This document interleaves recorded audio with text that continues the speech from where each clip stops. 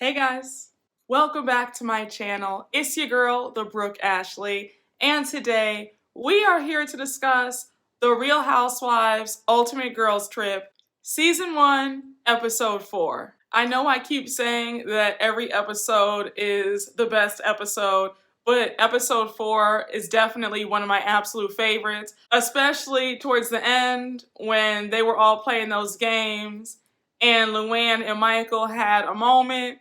But let me not jump ahead.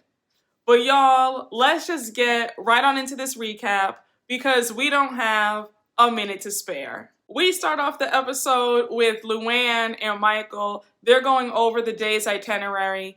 And of course, LuAnn is flirting because she just finds Michael to be so sexy. Now, Michael is very good looking.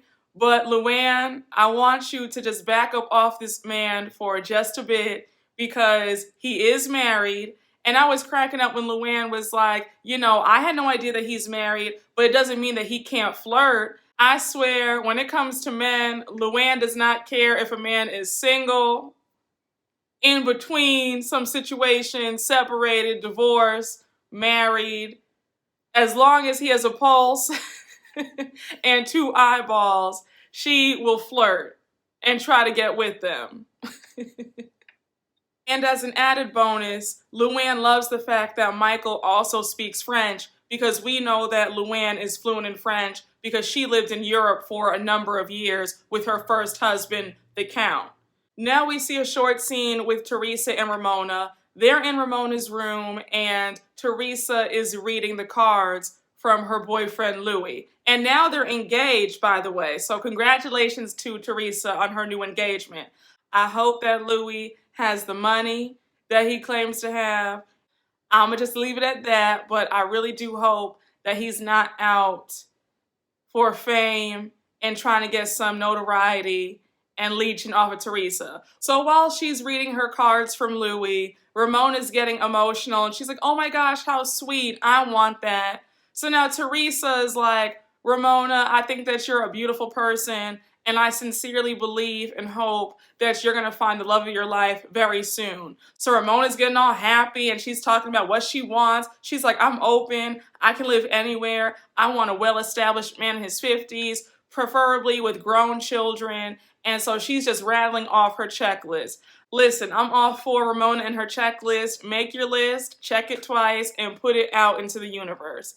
Now, the only thing I will say is that Ramona's energy is it's a lot.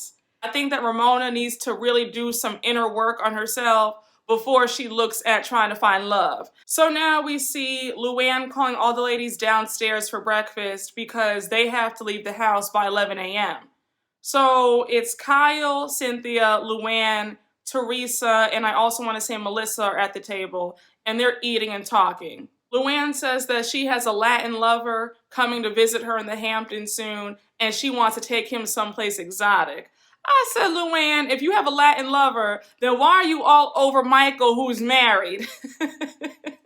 So now all the ladies want to know all about LuAnn's secret Latin lover, and Kyle's like, has he been to your cabaret show yet? LuAnn says that he hasn't yet, but maybe that's an idea. So while they're on the topic of cabaret shows, Kyle brings up Erica being on Broadway for Chicago. I actually saw Chicago with Erica in it, and she actually did a really good job. I'm not even going to hold you. While I can't stand Erica, she got on my last nerves. I hated the way she treated Garcelle and Sutton and pretty much everybody this past season. I will give her props because she killed it. But I digress. So then Cynthia jumps in and says, well, that's funny that you mentioned that because Nene did that too because she was on Broadway for Cinderella, Chicago, and I think something else. And it's funny because I actually did see her when she was in Cinderella with Keke Palmer. She did a nice job. I mean, she didn't have like a huge role, but she did do a good job as a stepmother. But again, we're not here to talk about that.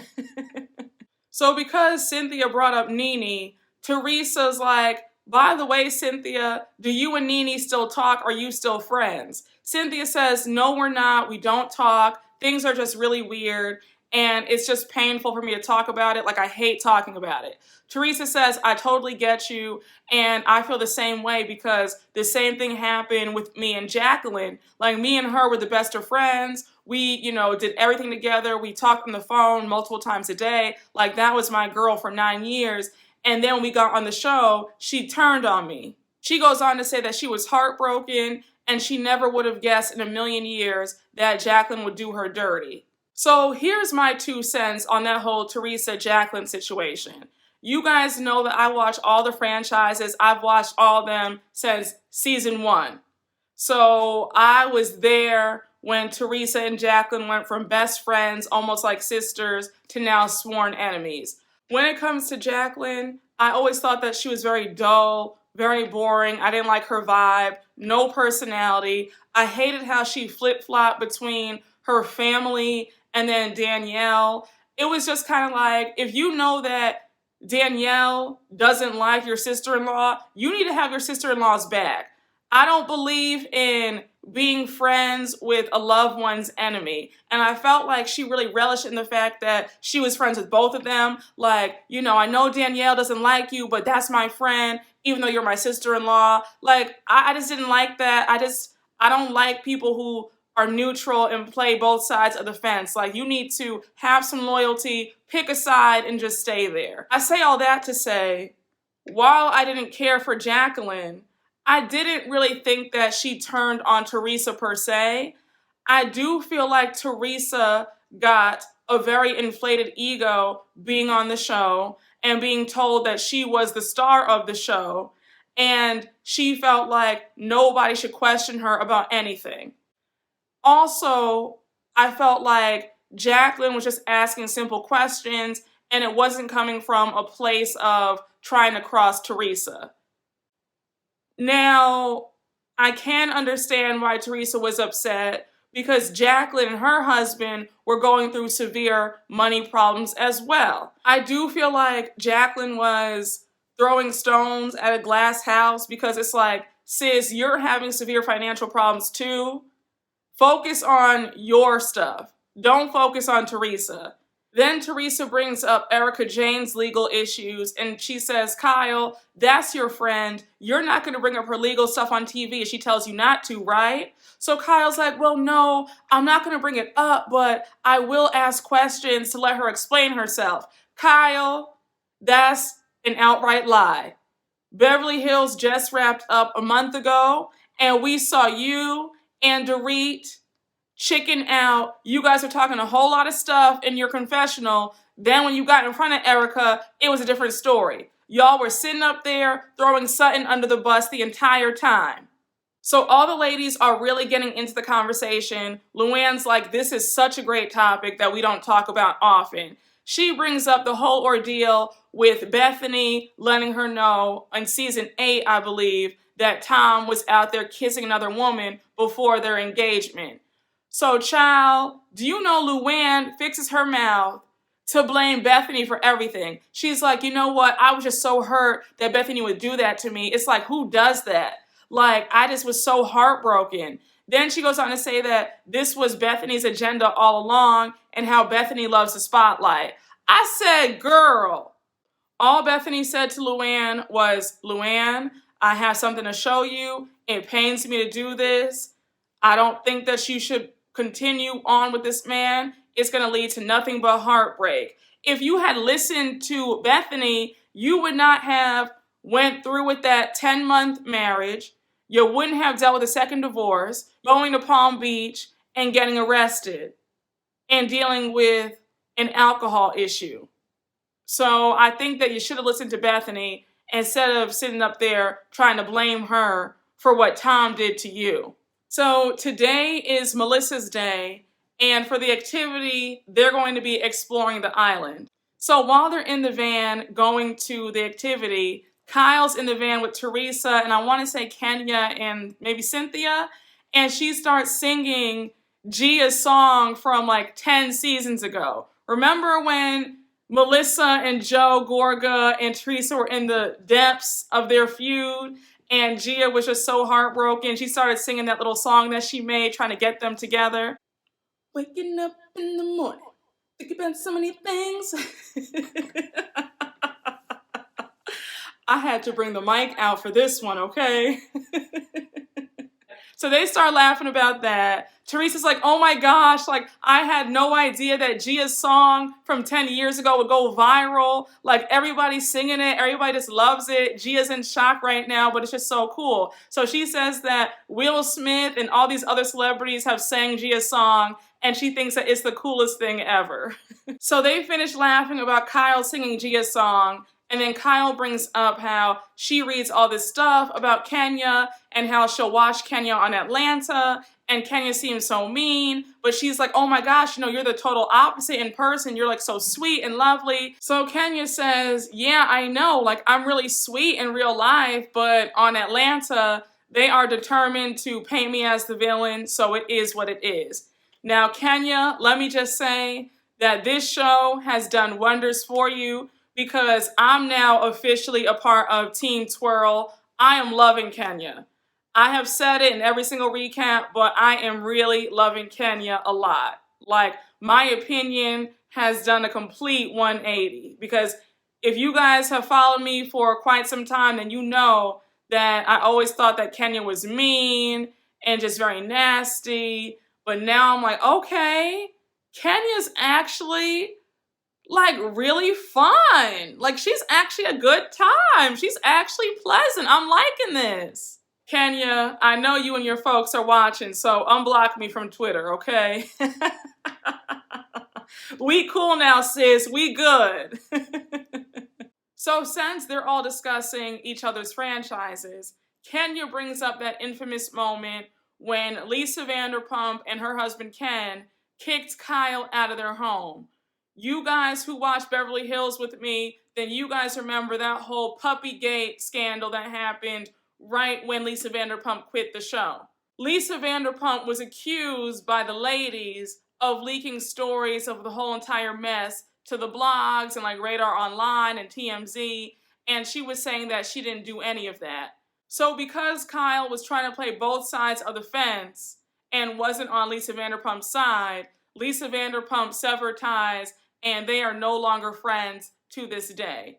Kenya says that she saw both sides of the situation. She saw where Kyle was coming from, but she also understood why Lisa Vanderpump was upset, because, I mean, anybody would be upset if their friends were accusing them of leaking stories to the press when they're saying that they didn't do that.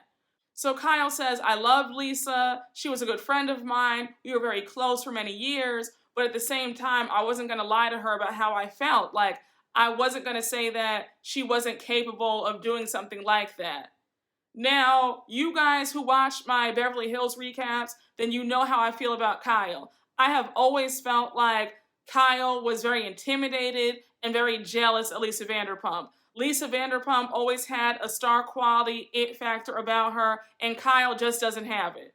Kyle can have all the Birkins, Chanels that she wants to have, but she's just not that girl. Not fab like that to be doing all of that.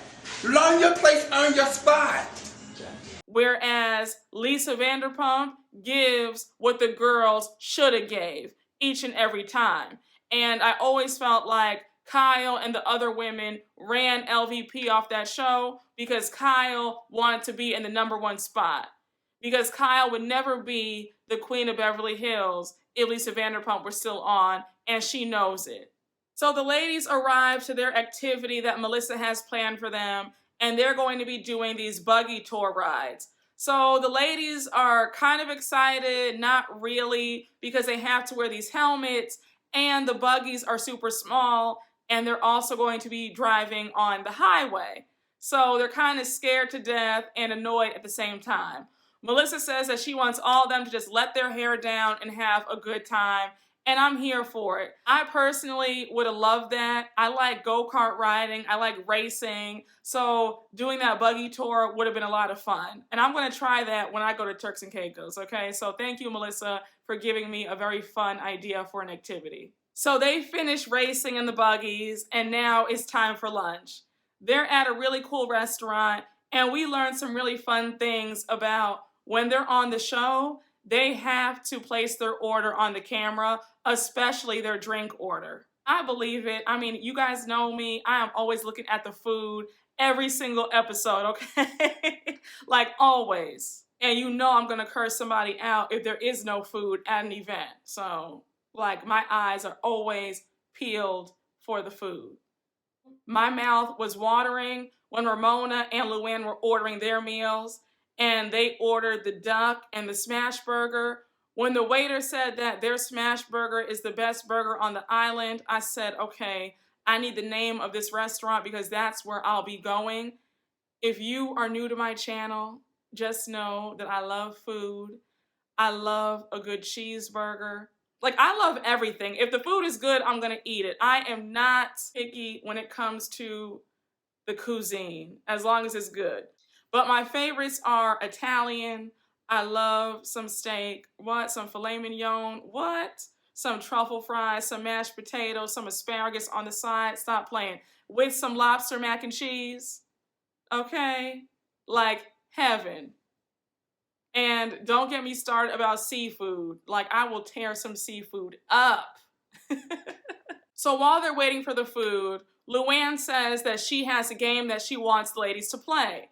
The game is called The Good, the Bad, and Ugly of Being a Real Housewife. Kyle picks a card first, and the card reads, how has the show affected your relationships?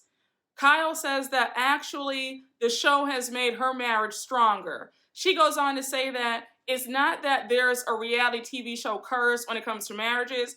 It's that a lot of these women come on these shows knowing that their marriages are in trouble. She continues by saying, when a couple goes on a reality TV show, especially Housewives, with a whole bunch of problems bubbling at the surface, she gives them 1 or 2 seasons tops. A perfect example of that, in my opinion, is Shannon Bedore from OC and her ex-husband. When they got on the show, you could tell that David had checked out of their marriage and he was no longer into her. So when he had that affair while they were filming, when she came on the season and it all got exposed and they got divorced, nobody was surprised because you could tell that they were unhappy. Teresa jumps in and says that she thought that she had the perfect life and the perfect marriage. Now, Teresa, I've really been liking you a lot on this show, but sis, I'm gonna have to call you out because you know that that's a lie. Joe was nobody's model husband. He talked to you poorly. He was on the phone with another woman calling you a see you next Tuesday when you guys were in Napa Valley. Remember that? I think that was season 4, season 5. So, I mean, come on. Like, Joe made it clear that he was not interested. He was always annoyed with you. He was always cursing at you. Like, he was not affectionate. And you yourself said when you were going through the divorce that you wanted for your next relationship to be treated like gold and like a princess because you didn't get that with Joe. So there is no way in hell that you ever thought that you and Joe had the perfect marriage by any means. Now Cynthia picks a card and her card reads, what's one of the biggest perks of becoming a housewife? Cynthia says for her, it's meeting women that she would have never come across before. I said, Cynthia's trying to be nice because I know Cynthia wanted to say, it's the money. I'm here for you giving this very diplomatic answer, but girl, just be real and say it's the money, the free stuff, the fame, going to A-list events, being friends with other celebrities, the fabulous vacations, people rolling out the red carpet, etc., etc., etc. But okay. Now Kenya picks up a card and her card reads, how have you been affected by social media? Kenya says social media, she has a love-hate relationship with it, and how when she joined Atlanta, her first season was really rough. Now, I'm not going to hold you. I thought that Kenya was a straight-up nut. When she got on this show, that first season for her was real rough. I was like, girl, like, where do they find her from? Like, she is off the rails. Kenya goes on to say that one of the most devastating rumors that really hurt her was the rumor of her paying for a man. So she's like, I have never paid to have a man date me in my life. Like, I have never rented a boyfriend. And that rumor stayed with me for years. And it's all because the guy that I was dating was upset with me. and he said that I had paid him. Now, let me say, Kenya, the way production edited you and Walter, they made you look crazy, desperate to be married to him, and they made it so like Walter did not like you, was not attracted to you. Like, they made him look like he could care less about you. So now LuAnn picks a card, and the card reads, "What's the hardest part about being a real housewife?" LuAnn gives a pretty good answer, in my opinion. She says the hardest part is just trying to stay alive, not fall victim to the haters, and just staying level-headed. And I think that staying level-headed is one of the biggest challenges for a lot of these women, because a lot of these women come onto these shows feeling insecure, not good enough, and now they hit all this money, fame, adoration, and now they start acting entitled and rude with overinflated egos. We see how this show really becomes a lot of these ladies' identities, and they really feel lost once they are let go from this show. And that was very interesting that LuAnn got that question, because I remember in the earlier seasons of New York, LuAnn was very stuffy, very pretentious, very nasty, very rude. She was telling her driver not to call her by her name, call her, Miss de Lesseps. She was trying to school people on, everything under the sun, saying, we don't behave like this, or, call me the Countess. Like, she was very nasty and very condescending. So to see her go from that to she's trying to be more down to earth and level-headed, it's just very interesting and very refreshing to see. They finish LuAnn's game, and then Kyle jokes that there needs to be a Real Housewives support group. I said, Kyle, that's actually a really good idea, and if you guys ever do one, please make it a TV show, because I'll watch.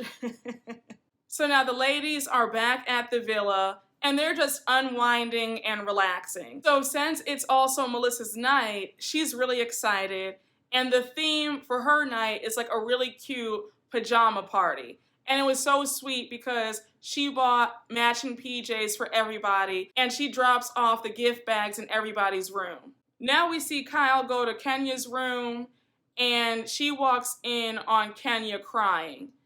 Kyle shuts the door because Kenya doesn't want any cameras in the room, and we hear them because they're still mic'd up. Kenya's telling Kyle about how the divorce is just dragging on, and she's like, this man is making my life a living hell. Like, this is a nightmare. Kenya goes on to say that Mark sent her a text saying, like, why can't we be those two happy people who met on their first date? And she's like, are you serious right now? Like, you're the one causing all of this. Kenya says in her confessional that this has not been a great marriage at all, and she felt obligated to stay with Mark and make it work because of their daughter, Brooklyn. Now, let me just say, Kenya should have never married this man in the first place. I thought it was strange that they had this quickie wedding. That was already giving me a red flag. I always knew that Mark was after her money. I mean, I am somebody, I just don't feel like it works when the woman is the rich one and the man is not. I personally feel like, for the most part, I'm not saying all men, but a good majority of men have very fragile egos, and they need to be in the number one spot, all right? I just feel like when the woman is the breadwinner and the roles are reversed, it always seems to be a hot mess. Look at Wendy Williams, Mary J. Blige, Sherry Shepherd, Jill Scott. Look at Kelly Clarkson. She has to pay that fool over $200,000 a month.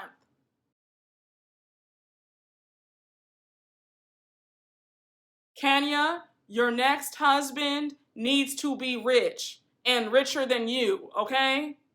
Point blank, period. So now we see Cynthia walk into Kenya's room, and she didn't get the memo that Kenya does not want cameras in there. So Kenya's like, can you please shut the door with no cameras, please? So you can just already see that Kenya and Cynthia's relationship is unraveling at the seams, episode by episode. Kenya is showing Cynthia the text from Mark, and she's letting her know what's going on. Then we see Kenya in her confessional saying that she wishes that Cynthia did not come into her room with cameras, and she would have preferred for her friend to check up on her as a friend. I said, child. Now, Kenya, I've been rocking with you this entire time, but I will say that is unfair to be upset with Cynthia because Cynthia had no idea that you did not want the cameras in her room. Like, you didn't text her beforehand. Like, there was no way of her knowing that. So you can't fault her for that. Kyle says in her confessional that although they've been there for 4 days, she feels really safe with Kenya, and she's happy that Kenya feels safe around her. Cynthia says in her confessional that she doesn't want to see her friend crying and upset. I said, it's so funny how Cynthia's energy today is a lot different from day 3. Because when Kenya had gotten out of court, when they were at breakfast, and Kenya was crying at the table, and Cynthia was sitting there talking about, well, you know, she's upset, so I'm upset. You know, I don't really care about her feelings and how she feels right now. I said, that energy is real different now, girl. Like, what changed? So now it's game time. The ladies are ready to have some fun, and Michael has an array of shots for them. Now, mind you, they're going to be taking these shots with a twist. They're going to be playing Twister. I don't care how old I get, Twister is still that girl, okay? Like, that was such a staple at every single sleepover. So everybody's feeling it, everybody's having a good time. And then Michael says, this shot is for LuAnn. So Michael is laying down, mind you, and he has the shot in his mouth, and LuAnn has to lay on top of him and get the shot out of his mouth. I said, all right, like, what is this? And mind you, Michael is a married man.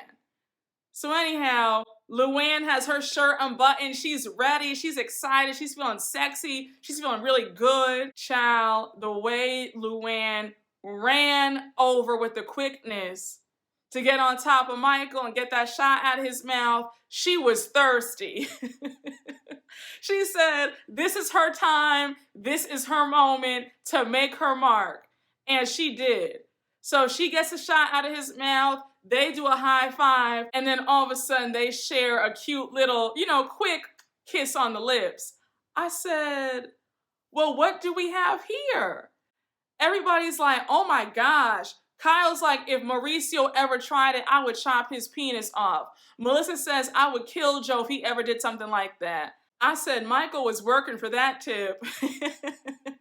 He said if he had to kiss LuAnn, that's what he's going to do to get a few extra hundreds up in his pocket.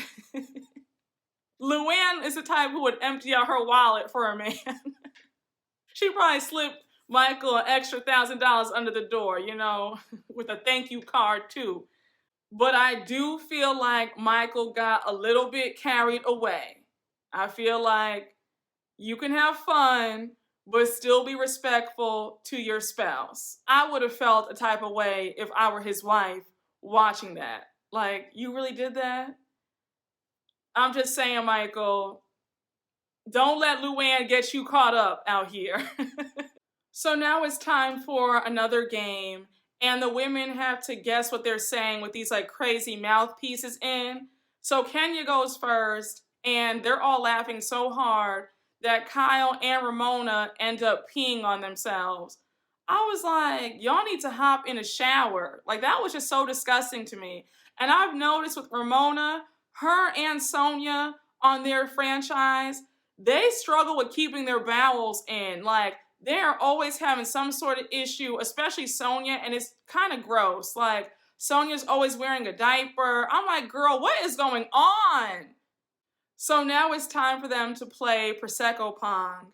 And it's Kyle, Kenya, and Ramona on one team, Teresa, LuAnn, and Cynthia on another team, and then Melissa is the referee. So they're playing Prosecco Pong, having a good time, and Ramona has to answer a question because Cynthia's team got a ball in one of their flutes. They ask Ramona if she's ever used food while having sex. And then she says that she and Mario, back in the day when they were married, they loved cannolis and they would have cannoli night. and they would put the filling of the cannoli on Mario's penis, and they would go to town on it. So yeah, she had a good old time back in those days. Cynthia's team scores, and they ask Kyle a question.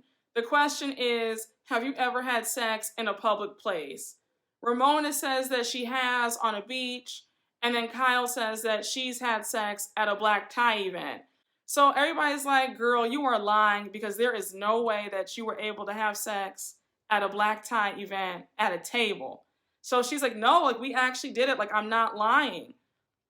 I mean, I was really surprised because Kyle seems to be kind of, I don't want to say dull, but I don't know. I just don't see that like in her personality. I don't know. I just feel like Kyle just acts so nervous about everything. So to have Kyle of all people now being like a daredevil and she's having public sex at a black tie event, I'm like, girl, what? But I guess it happened.